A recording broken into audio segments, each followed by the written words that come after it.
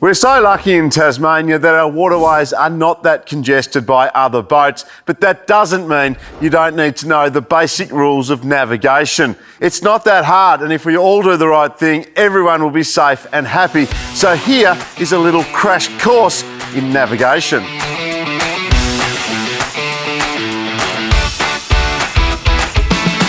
To operate a boat in Tasmania, you will have needed to obtain your boat licence, part of which includes learning a set of navigation regulations which you need to know.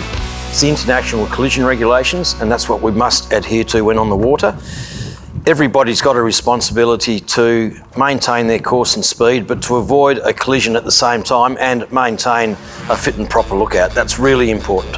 Let's start with a fit and proper lookout. That simply means skipper and crew need to keep watch for other vessels, big and small.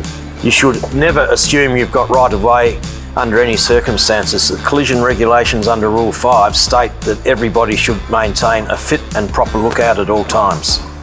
As well as the responsibility of keeping a fit and proper lookout, you need to know your left and rights, your port and starboard. Once you know that, avoiding a collision should be easy by remembering some pretty simple rules of the road. The three main ones are giving way to your right or boats on courses on a collision course. Also, if you're heading on straight onto one another, you pass port to port. And the other one is, of course, when you're overtaking another boat, you must pass them either port or starboard, but the overtaking boat must keep clear at all times. That's the important one. Even once you've got a boat licence, it's important that over the time and over the years you do brush up on those from time to time, because we do see accidents happen when on the water because people aren't doing what they're expected to under the collision regulations. So let's break it down.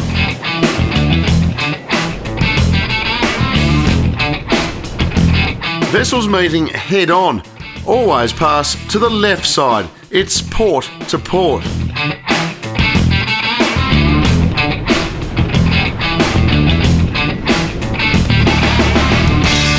For vessels crossing each other's path, the boat approaching from the starboard side or right-hand side has the right of way.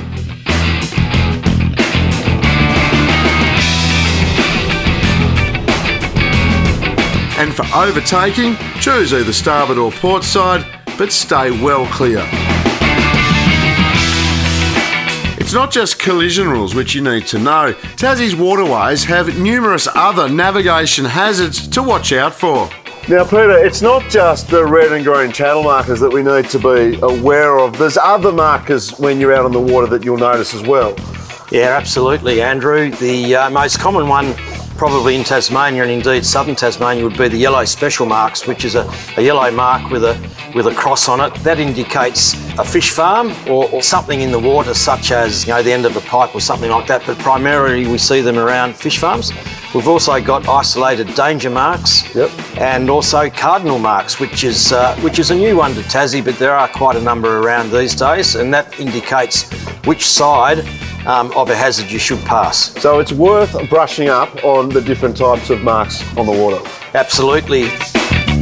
Also remember, power gives way to sail, and you should respect bigger vessels such as ships and ferries. There's quite a lot of rules. A powerboat must give way to a yacht at all times.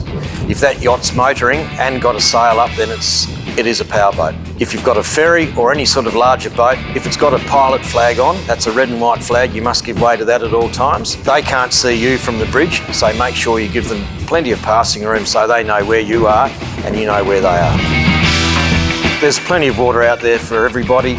If we all remember the rules, if we all give each other a lot of room, then we should all be safe. To brush up more on your navigation rules, visit the MAST website's navigation rules page.